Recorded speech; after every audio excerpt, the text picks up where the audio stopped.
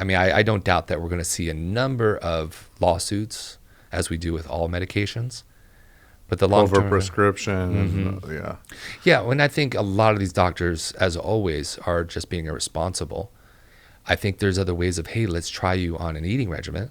Let's try it, because there is a way to still live your life. But they're not going to make $1,800 a month. Correct, Come and on. that's the other part. Yeah, That's a exactly, problem. right? It's like going to an orthopedic surgeon. You need surgery, but is there other way? You could try rehabilitation. I'll send you this physical therapy, but get surgery. Yeah. And then you have the responsible one say, hey, let's send you to rehab first, a PT, and see how you feel from there. If that doesn't work, let's do a couple other things and then try. Then we'll have to go to surgery. But some don't care. It's like living around here with Botox and plastic surgery. I always say it's like some of these women look like aliens. And you're just seeing, it's like the doctor, this is their canvas. What are you doing? Why do these women have these cheekbones that make them look like they're from another planet? It's Their getting lips completely out of control. out of control. Yeah. So I mean, it's getting, the funny thing is it is getting better. Like they're constantly improving their ways to cut and chop and like pull the skin or whatever it is. yes. But it's still, that's the natural thing. Very unnatural. And a lot of them, I asked one of my doctors who his practice had a med spa part of their hospitals. And I asked him, I said, hey, what's going on with these doctors who are making these women with the huge lips and cheekbones and their skin looks so glossy because they're pulled so tight and the other things that they're having injected in there? Why are these doctors doing this as an advertisement? You know, that's like getting a Lamborghini and putting just obnoxious color on it. You're hurting it. Why? I mean, putting bumper stickers all over it. And he goes, well, think of it this way. If they don't do it, they know that they're going to go to another doctor that will do it. And they're still paying off their third yacht. Well, more like their third divorce. But and he goes, yeah. And he goes, also, it's another is a statement to my friends. Look how much money I put in my face.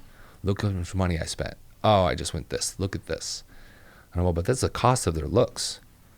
You know, once again, it's something that has a negative effect if you just do too much, because Botox was supposed to just refresh, not completely alter. The fillers and everything else, from the threads to the new new things that they're coming out with, is just making them look more alien-like.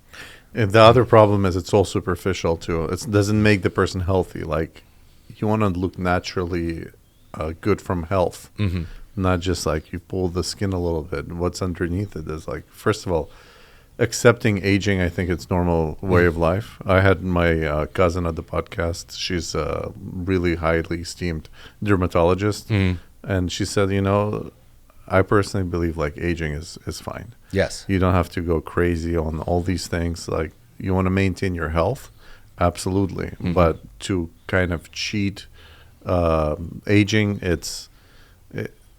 accept who you are and then work around it to live longer and healthier. Yeah. But to pretend that's something that you're not, I think that's, and I agree with her 100%. I think we have this kind of crisis in the country that people want to, it's not just the country, in the world. People want to show something that they're not, and it's not like working out. That's a different thing. You're actually improving your health, longevity, and as a result, you look better too. But for me, that's not the primary goal. Like I started working out with you, and it's not about the looks. I just want to feel healthier. I want to live longer. I want to be with my kids for many more years. Exactly. If I look better, it's a bonus. Yeah, it's so most of the men that come in, yes, they know that looks are secondary, that come with it. But number one is primary. Number one with the women is looks that they come in.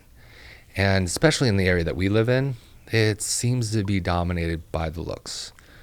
We live in an area where people are just extraordinarily attractive compared to just, gosh, every time I go back home, it's like, wow, I'm in a culture shock. Because you're not seeing as many fashion design. Home, New Jersey? No, Tahoe. Okay. No, it's not Tahoe. We even go to Jersey. Actually, we went to Jersey about a year and a half ago. Same thing. You won't see as many fashion purses, clothes. You won't see any T-shirts that say Prada. Where here, you're like, it's a Tuesday at lunch. Look at that guy's watch, wallet, her purse. It's a lot of dress for show. And so a lot of the women, they have a lot of social activities. There's events. There's the Orange County Housewives.